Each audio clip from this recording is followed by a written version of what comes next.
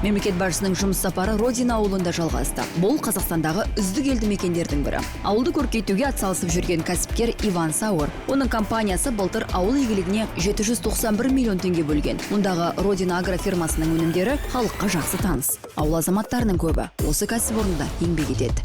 Мемлекет басшысы Родина ауылына келді. Мұнда азық-түлік дүкеніне кіріп, бағаларды бақылап және халықпен тілдесіп жүр.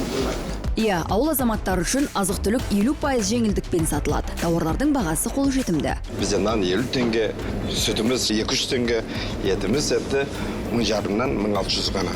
Сол себептен бізге үлкен жақсы скидка істеп, елде өте қолайлы, жақсы. Қасым-Жомарт Тоқаев ауылдағы орта мектепті Достық саябағында аралап көрді. Содан кейін агроқұрылымның бірінші сауын цехымен сүт зауытына барды. Родина ауылындағы сүт агрофермасында сүт өндірудің бірегей экожүйесі қалыптасқан. Сонымен бірге кәсіпорын бірегей технология арқылы жұмыс істейді. Тәулігіне 43 тонна сүт өндіреді.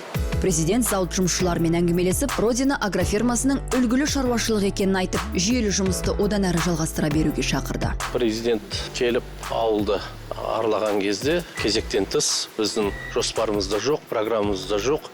Кешенлерді көріп, өзі мына жерге тоқтаңдар деп, сосын мектеп қай жерде екен, мектепті барып көрейік. Өйткені айтатыным, мектепті көрген кезде мен нақты баға бере аламын.